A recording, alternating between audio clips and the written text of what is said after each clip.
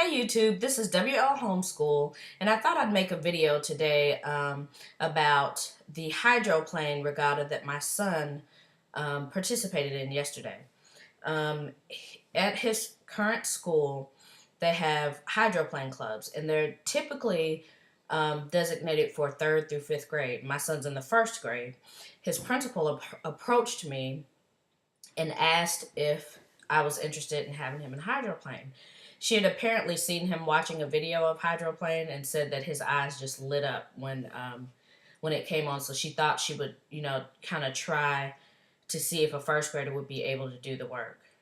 Basically, what happens in hydroplane is each week an instructor from the same instructor from one of the universities here comes in and guides participants, the elementary school students, in building piece by piece by piece a hydroplane.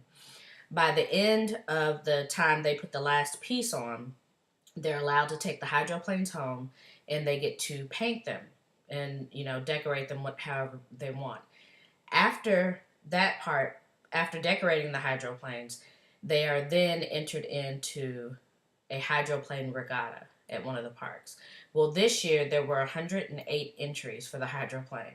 So there were elementary schools and there was also a high school that participated. So my son got to compete against all of these people.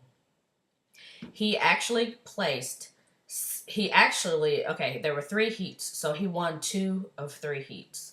And the only reason we think he didn't win that 3rd heat is because there is a boat that they keep out on the lake to retrieve the hydroplanes once races are finished. And the boat was so close to the hydroplane area that during the 2nd race, my son's hydroplane crashed into it. But he still won that race. We ended up having to take it to the garage to be fixed. But at that 3rd race, it was just too badly messed up to win that race. I mean, it didn't barely go anywhere, and then it actually kind of blew up. So he won two out of 3 heats, which put him into the final championship. And he didn't win that. He placed, but what ended up happening is that overall he placed 6th as far as points out of 108 hydroplanes. So we were so excited about that. It was just amazing because number one, he was the only 1st grader, and all these giants were around him. And before I show you the hydroplane, I just want to reiterate that it was damaged. It looked really good at first, but it was really damaged.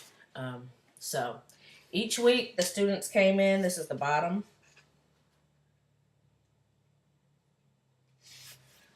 This is the side view. And it looks like one continuous piece in a lot of places, but it's actually several pieces. Believe me, I was there when it happened. They actually had to, there's his little guy. These are the flames that he and his father painted on, and he painted all of the red and then helped with the flames and all the little black marks. This is where it blew up at the end. This is the back part. So during all the weeks that they had hydroplane, they actually had to put on these pieces. They had Gorilla Glue, and they had to do measuring, which was great for him. And he actually did really well with the measuring because he measures around here all the time. Let's see, they did a lot of reading. At the beginning of this thing, though, his particular hydroplane class at school, he was, like I said, the only 1st grader, but he was in a 5th grade hydroplane club.